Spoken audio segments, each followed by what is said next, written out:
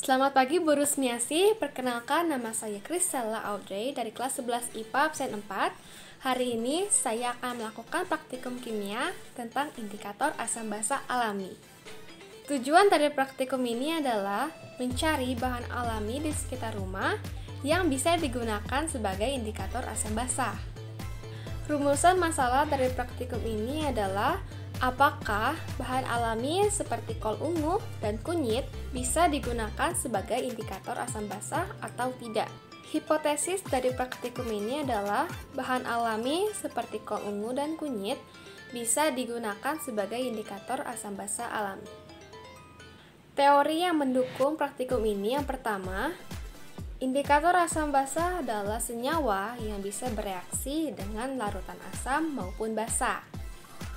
Yang kedua, ciri atau karakteristik bahan alami yang bisa digunakan sebagai indikator asam basa adalah mengalami perubahan warna jika bahan alami tersebut dilarutkan dengan larutan asam maupun basa. Yang ketiga, cara menguji bahan alami dengan larutan asam basa adalah dengan meneteskan bahan alami tersebut pada larutan asam atau basa dan lihat perubahan warnanya.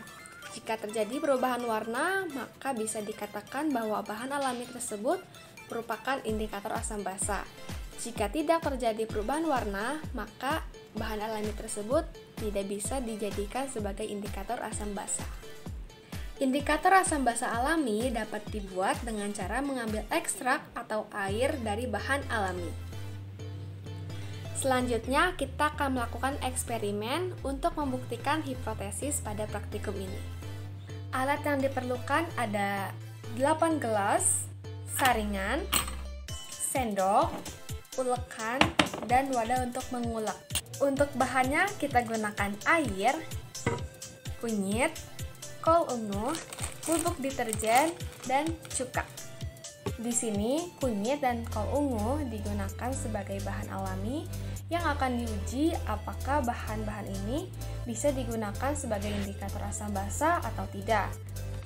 Sedangkan untuk bubuk deterjen berperan sebagai larutan basa dan untuk cuka digunakan sebagai larutan asamnya.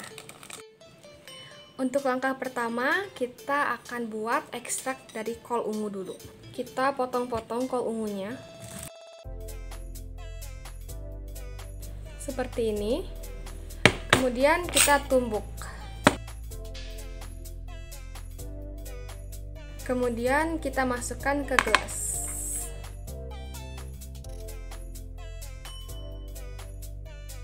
Setelah itu kita beri air.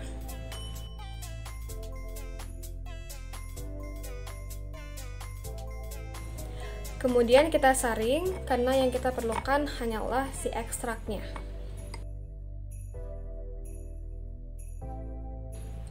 Bisa dilihat bahwa warna asli dari ekstrak kol ungu ini adalah ungu. Langkah kedua, kita buat ekstrak kunyit. Kita kupas dahulu kunyitnya.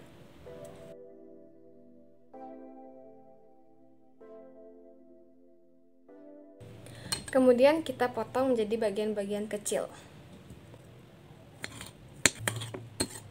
Lalu kita tumbuk.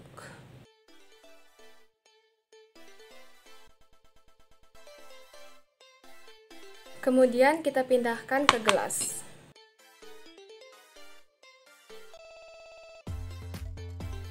Setelah itu kita kasih air.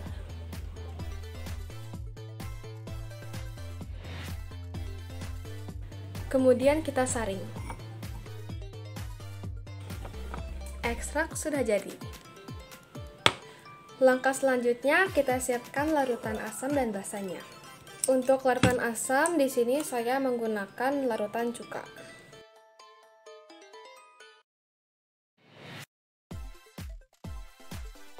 Dan untuk larutan basanya di sini saya gunakan larutan deterjen.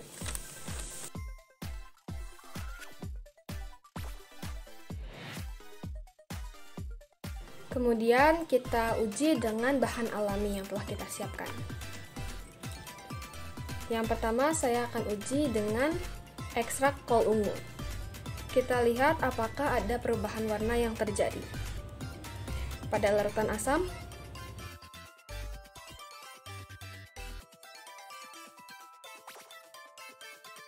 Pada larutan basa,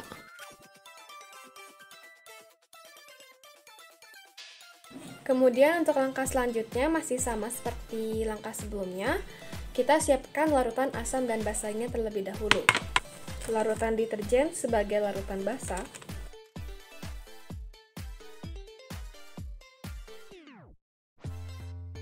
Dan larutan cuka sebagai larutan asam.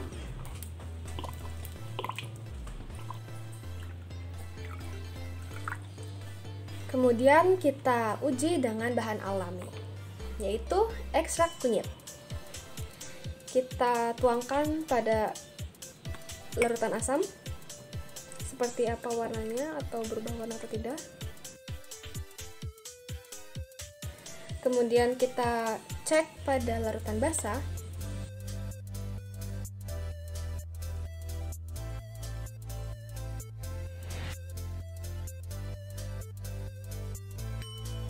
Dari data tersebut bisa dikatakan bahwa ekstrak kol ungu dan ekstrak kunyit bisa digunakan sebagai indikator asam basa.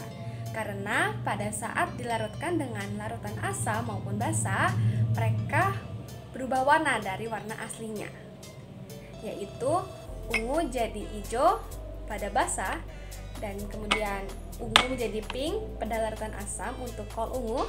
Kemudian untuk ekstrak kunyit pada larutan asam berubah menjadi kuning muda, dan pada larutan basanya berubah menjadi coklat atau merah tua. Jadi kesimpulannya adalah kol ungu dan kunyit bisa digunakan sebagai indikator asam basa alami. Karena saat bahan-bahan alami tersebut dilarutkan dengan larutan asam maupun basa, bahan-bahan tersebut mengalami reaksi atau perubahan warna. Sekian dari saya, terima kasih.